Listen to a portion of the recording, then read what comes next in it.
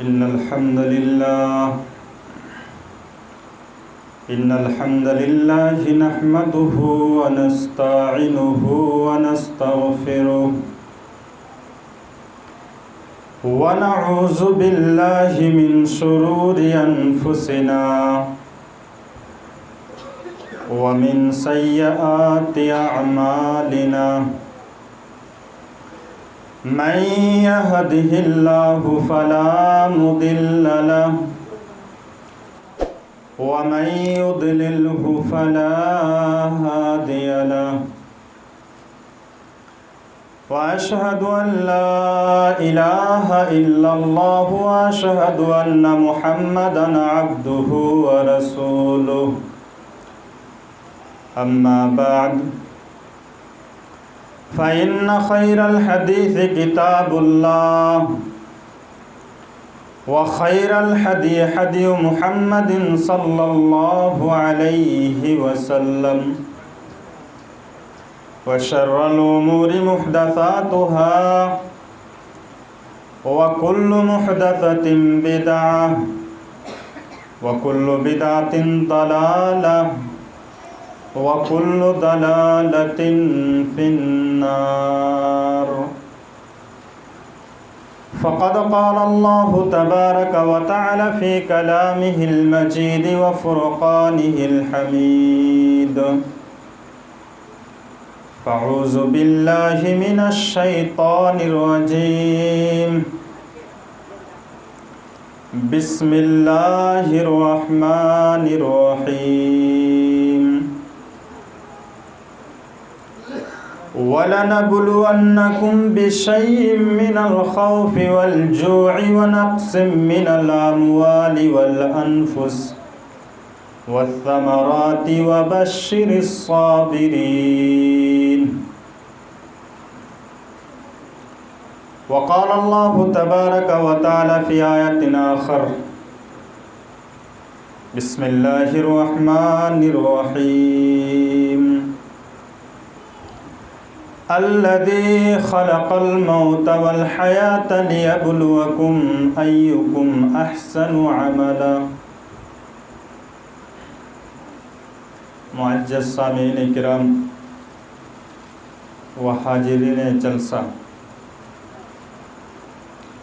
تمام قسم کی تعریفات، بڑائی، کبریائی، حمد و ثنا اس اللہ رب العالمین کے لیے لائق و زیبا ہے جس نے ہم لوگوں کو کورونا جیسے مہلک بیماری سے بچا کر کے رکھا ہے۔ دنیا والے اس وقت پریشان ہیں اس بیماری کو لے کر، اس کے باوجود بھی ہم اچھے ہیں، تندرست ہیں، اس لیے اللہ رب العالمین کی تعریف کرے، سب پڑھی الحمدللہ۔ اس کے بعد ہی ہمارے آخری کڑی تاجدار مدنی احمد مجتبیٰ محمد مصطفیٰ جناب محمد الرسول اللہ صلی اللہ علیہ وسلم پر بے شمار درود و سلام کی پھولیں نچھاور عطا فرما، اللہم صلی علیہ اللہم بارک علیہ۔ قرآن مجید کی 2 آیت آپ لوگوں کے سامنے پڑھی گئی۔ میں چاہتا ہوں کہ ان دونوں آیتوں کو مد نظر رکھتے ہوئے اپنے عنوان کو اختتام کروں گا۔ یہ مہینہ محرم کا ہے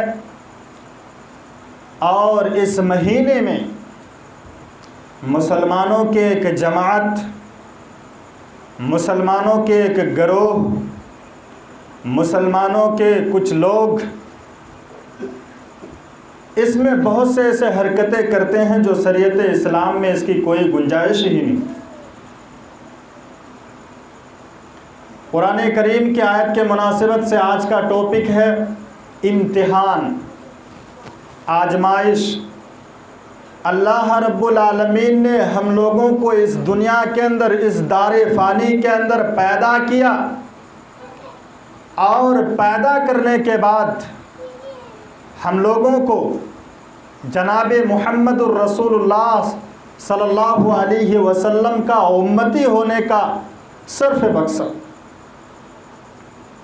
اور جب ہم امتی محمدی اپنے آپ کو دعویٰ کریں گے، جب ہم اپنے آپ کو مسلمان دعویٰ کریں گے، جب ہم اپنے آپ کو مومن دعویٰ کریں گے، اللہ رب العالمین فرماتے ہیں کہ تم پر آزمائش آئے گی، تمہیں امتحان لیا جائے گا اور تم کو اس امتحان میں کامیاب اترنا ہے۔ اللہ رب العالمین قرآن مجید کے اندر ارشاد فرماتے ہیں الذی خلق الموت والحیات لیبلوکم ایکم احسن عملا، اے دنیا کے لوگوں، ہم نے موت کو بھی اور ہم نے زندگی کو بھی اس لیے بنایا ہے، ہم نے موت کو اور زندگی کو اس لیے بنایا ہے لیبلوکم، تاکہ تم لوگوں کو امتحان لے، تاکہ تم لوگوں کو اس دنیا کے اندر آزمائے، تاکہ ہم تم لوگوں کو اس دنیا کے اندر پرکھیں ایکم احسن عملا، کہ تم میں سے بہترین عمل کرنے والے کون ہیں، تم میں سے اچھا عمل کرنے والے کون ہیں، تم میں سے رب العالمین کو سنتوشٹ کر کے اس دنیا سے جانے والے کون ہیں۔ اس لیے ہم نے موت کو بھی بنایا اور زندگی کو بھی وجود میں لایا۔ تو اللہ رب العالمین نے ہم لوگوں کو اس دنیا کے اندر پیدا ہی اس لیے کیا ہے تاکہ ہم لوگوں کو آزمائے، امتحان لے، طرح طرح کی مصیبتیں ہم پر آئے گی، ہمیں صبر کرنا ہے۔ ان میں سے ایک مصیبت یہ بھی ہے ہمارے لیے کہ حضرت حسین رضی اللہ تعالیٰ عنہ کو اسی مہینے کے 10 تاریخ میں قتل کر دیا گیا، ناحق پر قتل کر دیا گیا۔ ہمیں اس پر ضرور صدمہ ہے، ہمیں اس پر ضرور غم ہے، لیکن اس کا معنی یہ نہیں کہ ہم راستے میں اتر جائیں اور یا حسین کا نعرہ لگائیں۔ یہ ہمارا مذہب ہمیں نہیں سکھاتا ہے، نہ کہ اللہ کے رسول جناب محمد الرسول اللہ صلی اللہ علیہ وسلم نے ہم لوگوں کو یہ سکھایا ہے۔ ہمیں صبر سے کام لینا ہے۔ اللہ کے رسول جناب محمد الرسول اللہ صلی اللہ علیہ وسلم کے زمانے میں حضرت حمزہ کو شہید کر دیا گیا، ہم اس پر غم نہیں مناتے ہیں۔ حضرت ابو بکر صدیق رضی اللہ تعالیٰ عنہ کو شہید کیا گیا، لیکن ہم اس پر غم نہیں مناتے ہیں، ماتم نہیں مناتے ہیں، اپنے گریبان نہیں چیرتے ہیں، اپنے گال پر تھپڑ نہیں مارتے ہیں۔ اللہ کے رسول جناب محمد الرسول اللہ صلی اللہ علیہ وسلم اس دنیا سے کوچ کر کے چلے گئے ہیں، اس کے باوجود بھی ہمارے شیعہ حضرات اور ہمارے سنی حضرات اس پر غم نہیں مناتے ہیں، یہاں تک کہ وہ ماتم اس پر نہیں مناتے ہیں، کیونکہ وہ لوگ یہ جانتے ہیں، یہ مانتے ہیں کہ اللہ کے نبی زندہ ہے، ہم لوگ اس کو مردہ سمجھتے ہیں۔ اللہ کے رسول اس دنیا سے چلے گئے ہیں ہم یہ سمجھتے ہیں، لیکن وہ لوگ یہ نہیں مانتے۔ لیکن اس مہینے سے اس کا تعلق ہے، اسی لیے میں کہنے جا رہا ہوں کہ اس مہینے کے 10 تاریخ میں جتنے بھی کام ہوتے ہیں تمام کے تمام کام خرافات ہیں۔ کیوں؟ اس لیے کہ اللہ کے رسول جناب محمد الرسول اللہ صلی اللہ علیہ وسلم انتقال کے بعد لگ بھگ 49 سال بعد یہ کربلا کا واقعہ پیش آیا، اور اس کے بعد کربلا میں حضرت حسین رضی اللہ تعالیٰ عنہ کو اسی 10 تاریخ میں قتل کیا گیا ناحق طریقے پر۔ ہمیں اس پر ضرور صدمہ ہے، لیکن ہم اس کے لیے اپنے گریبان نہیں چیریں گے، اپنے گال پر تھپڑ نہیں ماریں گے۔ ہماری شریعت ہمیں اس کی پرمیشن نہیں دیتی۔ یہ ہمارے لیے ایک امتحان ہے، اور ہمیں کیا کرنا ہے؟ اس مہینے میں عبادت کرنا ہے، اور خاص کر کے 10 تاریخ کو اللہ کے رسول جناب محمد الرسول اللہ صلی اللہ علیہ وسلم نے روزہ رکھا، اور امت کو بھی روزہ رکھنے کی تلقین کی کہ تم بھی روزہ رکھو۔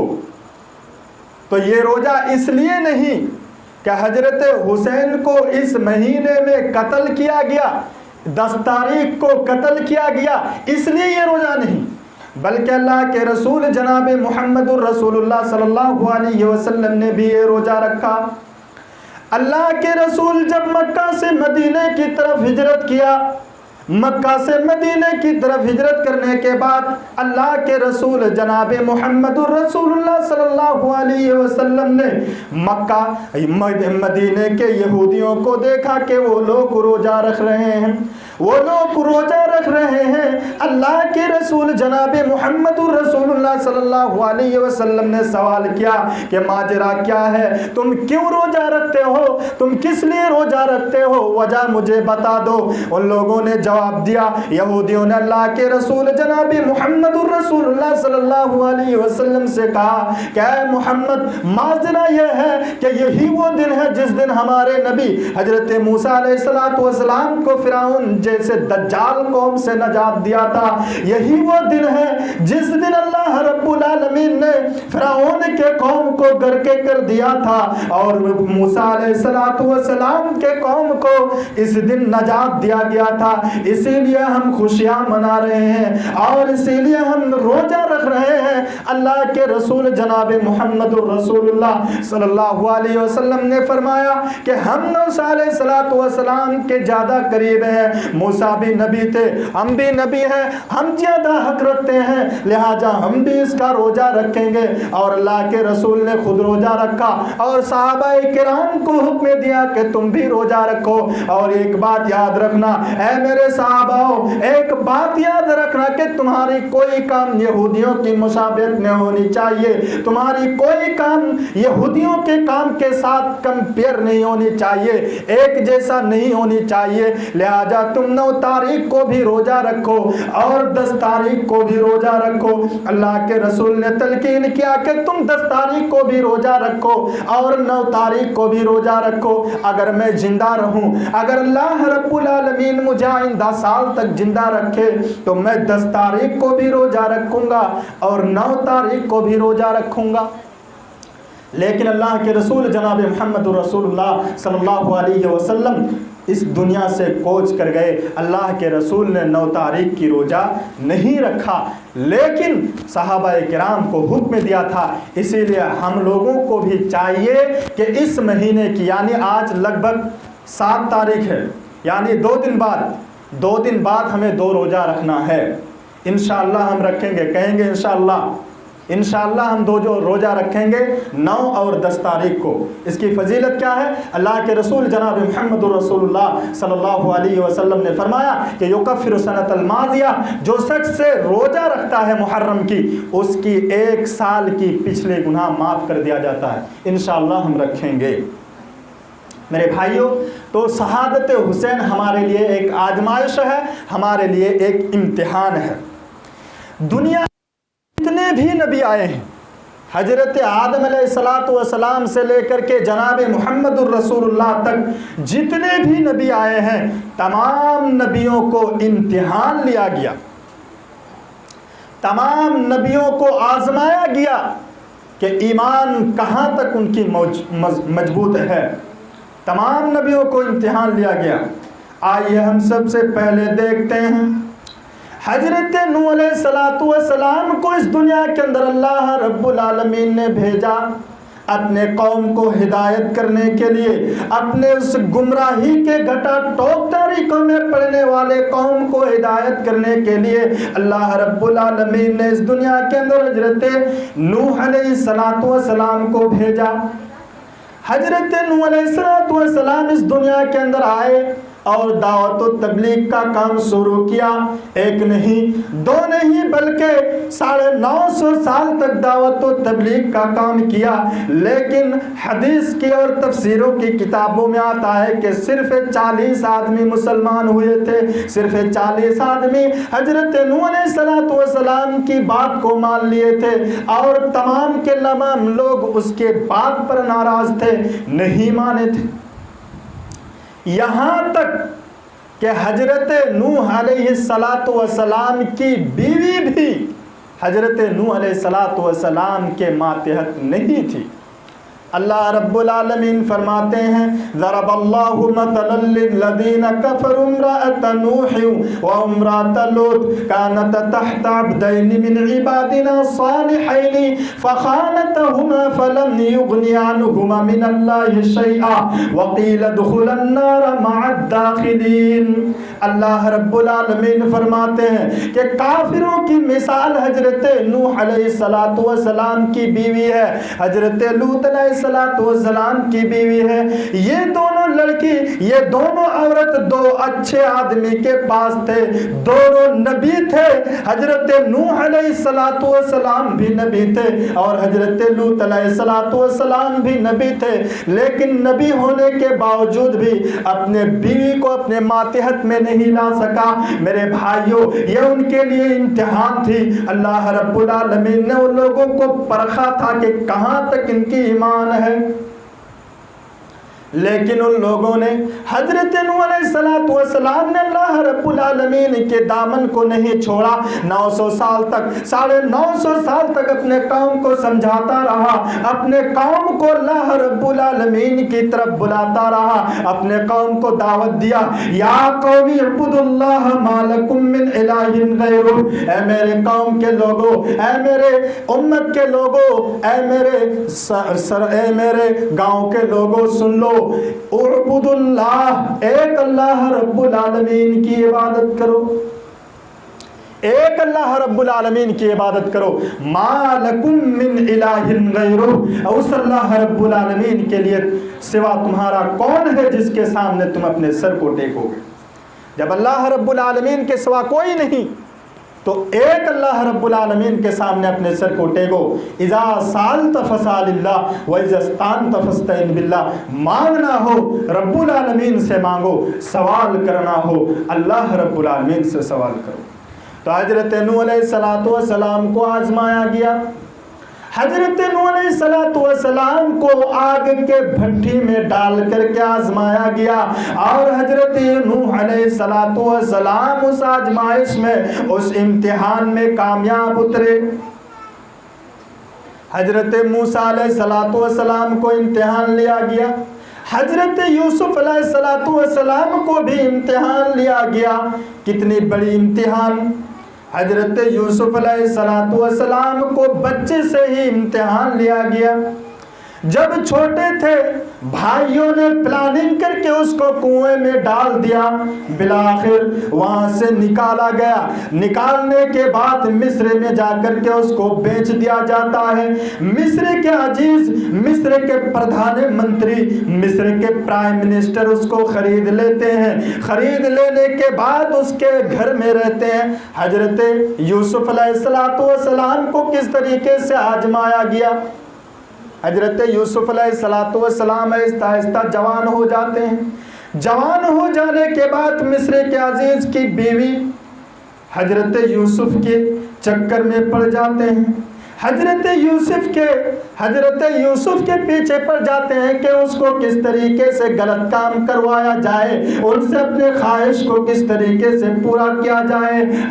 حضرت یوسف علیہ السلام کو ایک گھر میں بند کر دیتے ہیں، ایک گھر، پھر اس کے بعد گھر، پھر اس کے بعد بھر، راج محل جس طرح ہوتا ہے، راج محل کے اندر اس کو بند کر کے اس کے ساتھ اپنے خواہش کو، اپنے تمنا کو پورے کرنے کے لیے اظہار ظاہر کرتی ہے۔ حضرت یوسف علیہ السلام جوان سر سے ہیں، حضرت یوسف علیہ السلام نوجوان تھے، لیکن رب العالمین کا ڈر، رب العالمین کا ڈر اس کے دل میں تھا۔ حضرت یوسف علیہ السلام کہتے ہیں کہ میرے لیے یہ کام کبھی نہیں ہو سکتا، میں اللہ رب العالمین سے ڈرتا ہوں، دنیا کی کوئی آنکھ مجھے نہیں دیکھ رہی ہے، دنیا کی کوئی طاقت مجھے نہیں دیکھ رہا ہے، ٹھیک ہے، لیکن رب العالمین تو مجھے دیکھ رہا ہے۔ انہو علیم بذات الصدور، وہ تو رب العالمین دلوں کی دھڑکن کو جاننے والا ہے، میں اس کے آنکھ سے کیسے چھپ جاؤں، میں تیرے ساتھ غلط کام تو کر لوں گا لیکن رب العالمین کے پاس کیا جواب دوں گا۔ بالآخر حضرت یوسف علیہ السلام انکار کر دیتے ہیں۔ لمبا چوڑا واقعہ سورہ یوسف پڑھیے، میں دکھانے کے لیے جا رہا ہوں کہ تمام نبیوں کو امتحان لیا گیا، بالآخر حضرت نوح، حضرت یوسف علیہ السلام اس امتحان میں بھی کامیاب اترے. حضرت یوسف علیہ السلام اس امتحان میں کامیاب اترے. مصر کے عزیز کی بیوی نے پیچھا کیا میرے بھائیوں، بالآخر جنا کرنا چاہا، لیکن حضرت یوسف علیہ السلام نے ٹھکرا دیا کہ میرے ذریعے سے یہ کام نہیں ہو سکتا ہے. دنیا کی کوئی آنکھ مجھے نہیں دیکھ رہا ہے ٹھیک ہے، لیکن رب العالمین کی آنکھ سے میں نہیں چھپ سکتا ہوں. میرے بھائیوں، تو جتنے بھی نبی آئے ہیں اس دنیا کے اندر، تمام نبیوں کو آزمایا گیا. حضرت موسیٰ علیہ السلام کو بھی آزمایا گیا. حضرت موسیٰ علیہ السلام کو امتحان لیا گیا. حضرت موسیٰ علیہ السلام کو فرعون کے گھر میں پالا. اللہ رب العالمین نے حضرت موسیٰ علیہ السلام نے جب نبوت کا اظہار کیا کہ میں اللہ کا نبی ہوں، مجھے رب العالمین نے نبوت کی ڈگری دے کر کے اس دنیا کے اندر بھیجا ہے، میں نبی ہوں، لہٰذا تم لوگ ایک اللہ رب العالمین کی پوجا کرو، اس کے سامنے اپنے سر کو ٹیکو، مانگنا ہو اس سے مانگو، مدد طلب کرنا ہے رب العالمین سے مدد طلب کرو. اس زمانے کے فرعون، اس کو یہ بات ہضم نہیں ہوئی، اس کو یہ بات برداشت نہیں ہوئی. بالآخر انہوں نے کیا کیا؟ پلاننگ کیا اس کو مار ڈالنے کا. حضرت موسیٰ علیہ السلام کو اس دنیا سے رخصت کر دینے کا پلاننگ کیا. حضرت موسیٰ علیہ السلام کو اس دنیا سے رخصت کر دینے کا پلاننگ کر لیا کہ اس کو نہ رہے گی بانس، نہ باجے گی بانسری. حضرت موسیٰ کو اس دنیا سے رخصت کر دیا جائے تاکہ توحید کا ڈنکا ہر دن کے لیے بجھ جائے، توحید کا جھنڈا ہمیشہ کے لیے گر جائے. یہ پلاننگ کیا فرعون نے. بالآخر فرعون کے لشکروں حضرت موسیٰ علیہ السلام کا پیچھا کیا. حضرت موسیٰ آگے جا رہے ہیں اور پیچھے فرعون کا لشکر ہے. پیچھے فرعون کا لشکر، حضرت موسیٰ علیہ السلام آگے ہیں، حضرت موسیٰ کی قوم آگے ہیں اور فرعون کی قوم پیچھے اس کو دھاوا کر رہے ہیں. بالآخر جا کر کے دریا کے اندر، سمندر کے اندر پہنچ جاتے ہیں. حضرت موسیٰ کی قوم کہتی ہے کہ انہم مدرکون، ہم تو گھیر لیے گئے، ہمیں تو اب کوئی بچانے والا نہیں، ہمیں تو گھیر لیے گئے، ہمیں تو اب قتل کر دیا جائے گا، ہمیں تو اب ٹکڑا ٹکڑا کر دیا جائے گا، ہمیں تو فرعون کی قوم ہم کو برباد کر دے گی، ہم کو تو ہلاک اور نیست و نابود کر دیں گے، ہم کیا کریں گے؟ اس وقت بھی، اس امتحان میں بھی حضرت موسیٰ علیہ السلام کس طرح کامیاب اترتے ہیں. حضرت موسیٰ علیہ السلام فرماتے ہیں کہ نہیں، دنیا کی تمام طاقت ایک طرف اور رب العالمین کی اشارہ ایک طرف. انہم کلا انہم سیہدین، ہرگز نہیں، اللہ رب العالمین ہم لوگوں کو راستہ دکھائے گا. تم لوگ غم مت کرو، ڈرو مت، ایک اللہ رب العالمین پر بھروسہ کرو، اللہ رب العالمین ہی بچائے گا.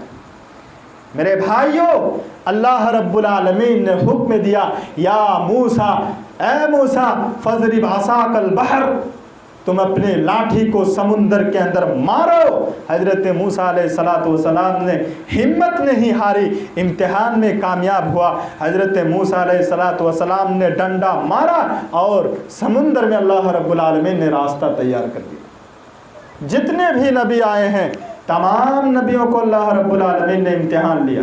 حضرت موسیٰ علیہ السلام فرعون کے کسی ایک شخص کو مار ڈالتے ہیں، فرعون کے ایک آدمی کو قتل کر ڈالتے ہیں. اس وجہ سے موسیٰ علیہ السلام کو اپنے گاؤں چھوڑنا پڑتا ہے. بالآخر حضرت شعیب علیہ السلام کے گاؤں میں چلے جاتے ہیں. وہاں جا کر کے ایک نہیں، دو نہیں، بلکہ 8 سال تک بکری چراتے ہیں. یہ بھی ان کے لیے ایک امتحان. حضرت موسیٰ علیہ السلام، بہت سارے امتحان اللہ رب العالمین نے تمام نبیوں کو لیا. اسی لیے جو بھی اس دنیا کے اندر اپنے آپ کو مومن دعویٰ کرتا ہے، اپنے آپ کو مسلمان دعویٰ کرتا ہے، اللہ رب العالمین اس کو آزماتا ہے، اس کو آگ کی بھٹیوں میں ڈال کر کے اس کو دیکھتا ہے کہ اس کی ایمان کی پختگی، اس کی ایمان کہاں تک مضبوط ہے۔ جب اللہ رب العالمین کی آزمائش میں کوئی کامیاب اتر جاتا ہے تو اللہ رب العالمین اس کے لیے دنیا میں بھی عزت اور آخرت میں بھی اس کے لیے جنت تیار کر کے رکھا ہے۔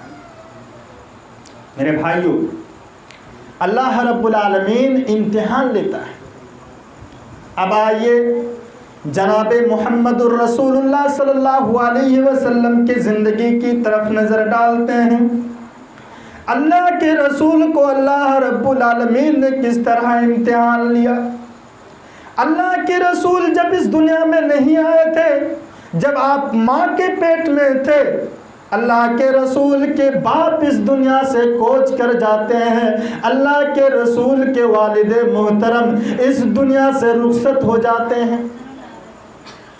اللہ کے رسول جناب محمد الرسول اللہ صلی اللہ علیہ وسلم جب پیدا ہوتے ہیں، پیدا ہونے کے کچھ دن بعد، 6 سال بعد، اللہ کے رسول جناب محمد الرسول اللہ صلی اللہ علیہ وسلم کے والدہ بھی اس دنیا سے کوچ کر جاتی ہے، والدہ بھی اس دنیا سے رخصت کر جاتی ہے۔ اللہ کے رسول اپنے دادا کے ماتحت میں، اپنے دادا کے ماتحت میں رہتے ہیں۔ جب اللہ کے رسول کی عمر 8 سال، دادا بھی اس دنیا سے کوچ کر جاتے ہیں۔ میرے بھائیوں، امتحان کا تقاضا دیکھیے کہ اللہ کے رسول کو اس طرح یتیم بنایا گیا کہ پورے دنیا کے یتیم دیکھ کر کے یہ صبر کر سکیں کہ میں کیا یتیم ہوں۔ نبی اکرم جناب محمد الرسول اللہ یتیموں کا سردار ہے۔ جب اللہ کے رسول اپنے ماں کے پیٹ میں تھے تو والد کا انتقال ہو گیا۔ جب 6 سال کی عمر تو اللہ کے رسول کی ماں اس دنیا سے چلی گئی۔ جب 8 سال کے ہوئے تو دادا بھی اس دنیا سے چلے گئے۔ میرے بھائیوں، اللہ کے رسول کی آنسو، اور یہ آنسو یہاں شروع ہوتا ہے اور آخری دم تک، مرتے دم تک نہ اللہ کے رسول جناب محمد الرسول اللہ صلی اللہ علیہ وسلم کے آنکھوں آنسو بند نہیں ہوتے، ہمیشہ روتے رہے، کبھی اپنے دکھ پر نہیں بلکہ امت کے دکھ پر ہمیشہ روتے رہے۔ اللہ کے رسول کو کیسا کیسا امتحان لیا گیا۔ جب اللہ کے رسول نے مکہ والوں سے کہا کہ اے میرے قوم کے لوگوں، اے میرے امت کے لوگوں، قولوا لا الہ الا اللہ تفلحوا، اے مکہ کے لوگوں، اے میرے امت کے لوگوں، اے میرے قبیلے کے لوگوں، اے میرے کنبے کے لوگوں، تم کیا کرو؟ اعبدوا اللہ، ایک اللہ رب العالمین کی عبادت کرو۔ قولوا لا الہ الا اللہ تفلحوا، تم اللہ رب العالمین کے سوا کوئی معبود برحق نہیں، یہ کہو تم فلاح پا جاؤ گے، تم کامیاب ہو جاؤ گے۔ یہ کہو۔ اللہ کے رسول جناب محمد الرسول اللہ صلی اللہ علیہ وسلم کی یہی قصور تھی کہ اللہ کے رسول کو اس کے ظلم پر شعب ابی طالب کے اندر 3 سال تک جیل میں رہنا پڑا۔ اللہ کے رسول کے ساتھ جتنے صحابی تھے ان صحابیوں کو بھی 3 سال تک جیل میں رہنا پڑا، اور 3 سال تک مکہ والوں نے رسول اللہ صلی اللہ علیہ وسلم سے بائیکاٹ کیا، نہ ان لوگوں کو کوئی کھانے کی چیز دیا کرتے تھے، نہ پینے کے لیے کوئی پانی دیتے تھے۔ یہاں تک کہ حدیثوں میں آتا ہے کہ یہاں تک کہ حدیثوں میں آتا ہے کہ اللہ کے رسول جب شعب ابی طالب میں تھے تو وہاں کے درخت کے پتیاں کھا کر کے اپنے زندگی بسر کرتے تھے۔ بچے بلک بلک کر کے روتے تھے، بھوک کی شدت کو برداشت نہیں کر سکتے تھے، بچے روتے تھے اور ان کے رونے سے مکہ والے خوش ہوتے تھے۔ کتنی بڑی امتحان اللہ رب العالمین نے نبی اکرم سے لیا، اور صرف ایک امتحان نہیں بلکہ اللہ کے رسول